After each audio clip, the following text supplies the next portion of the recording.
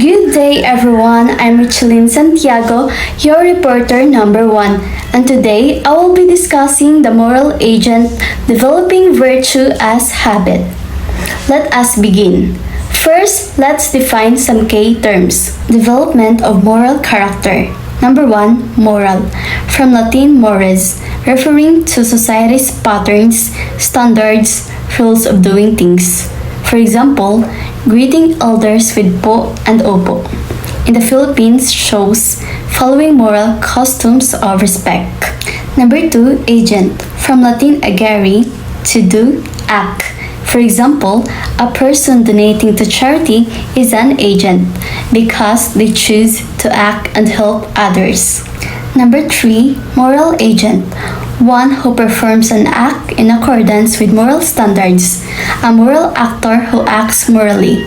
For example, a nurse following ethical rules while treating patients is a moral agent. Number 4, Edwards 1754, a moral agent is a being who is capable of those actions that have moral quality and which can be properly denominated good or evil in a moral sense.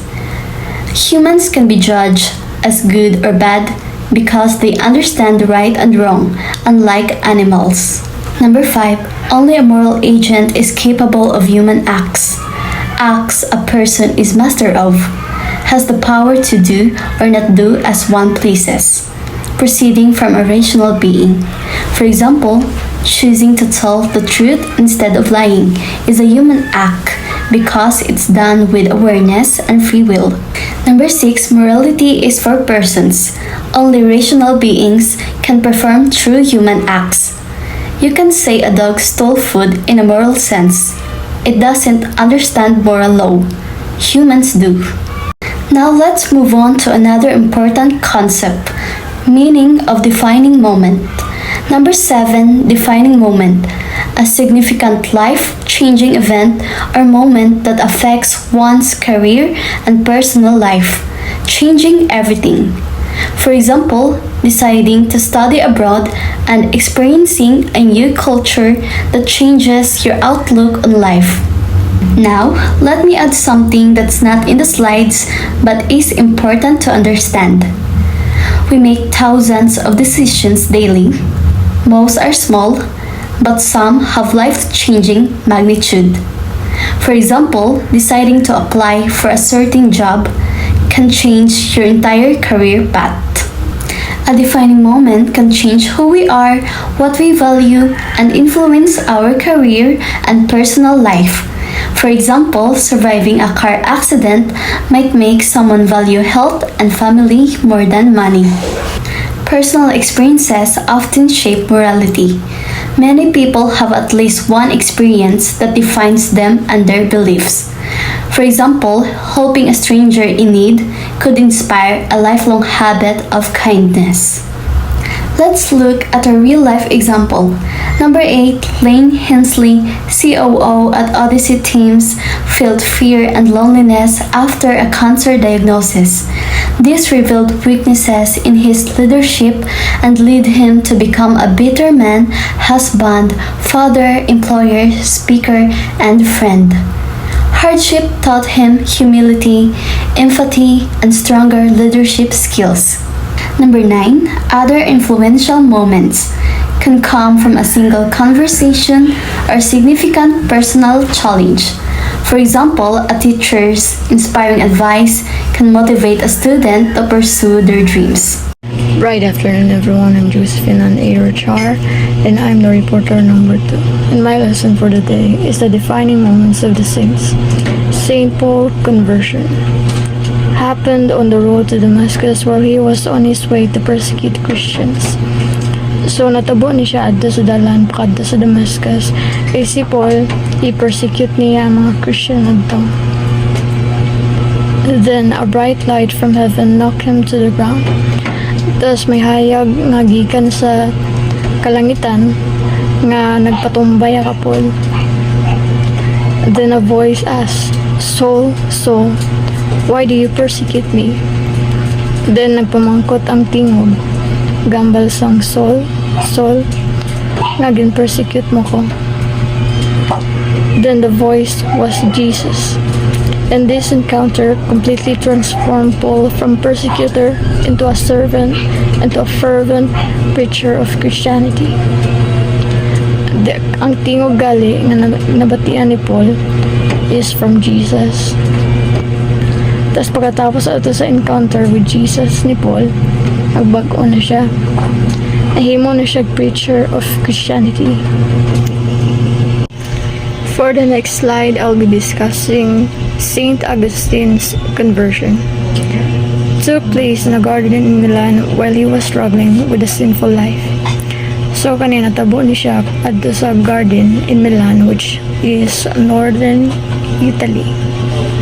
While gistruggle siya sa iyang sinful life. Then he heard a child voice singing, "Pick it up and read it." Then nakabati si Augustine o bata nga tingog nga gakanta siya, punita na kagbasaha. Then he opened the Bible and read Romans 13 verse 13 to 14. Then gin-open niyang Bible kag ginbasa niyang Romans 13 verse 13 to 14. He felt his heart flooded with light and immediately turned from his sinful life. Then nabatyagan ni Augustine siyang kasing-kasing ang kahayag kag ang kagaan. Then immediately gintalikdan niya iyang sinful life. This leads to his baptism and his famous prayer, "You have made us yourself, Lord, and our hearts are restless until they rest in you." Then nagpabaptize si Augustine kag iyang famous prayer kay, "Ginhimo mo kami para sa imong kagalingon, Ginoo, kag ang amon tagipusoon hindi mapahamtang tubtub nga magpahuway ini sa imo." Good day everyone, I am Cherise Polinas and today I will be discussing the topic, the relationship between moral acts and character. The relationship between moral acts and character is important because our action shows who we truly are. For example, a student with strong character will return a lost wallet with money, even if no one saw them pick it up. On the other hand, a person with weak character may know what is right, but often fails to follow it because of pressure or lack of discipline. Over time, the action we choose shape our character, and in return, our character guides the actions we make. Good actions strengthen and build our moral character, while repeated wrong actions can weaken it. This cycle shows that moral acts and character influence each other, and together define our integrity as a person. A human being is considered a moral agent because they have the capacity to distinguish between right and wrong and to make choices based on that understanding. Processing moral character means that a person does not just act randomly or instinctively but instead acts with awareness, responsibility, and accountability. A human being with a moral character is one who is able to evaluate actions, choose according to moral principles, and be responsible for the consequences of those actions. Moral values are not naturally formed on their own but are taught and influenced by their environment. From the very beginning of life, a child learns basic lessons of right and wrong through the family, such as respect, kindness, and responsibility. As the child grows, the society they live in, through schools, peers, and institutions, reinforces certain rules and acceptable behaviors at the same time.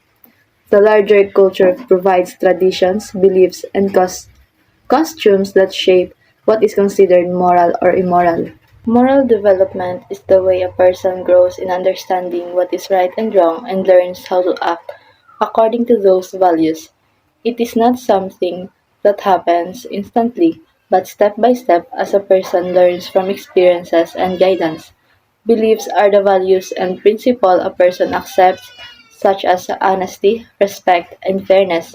Skills are the abilities to apply those beliefs in daily life, like solving problems peacefully or showing empathy. Dispositions are the consistent traits or habits a person develops, such as being compassionate, responsible, or just. With these three comes together, a person reaches moral maturity, which means being able to make ethical decisions, respect others, and take responsibility for one's actions.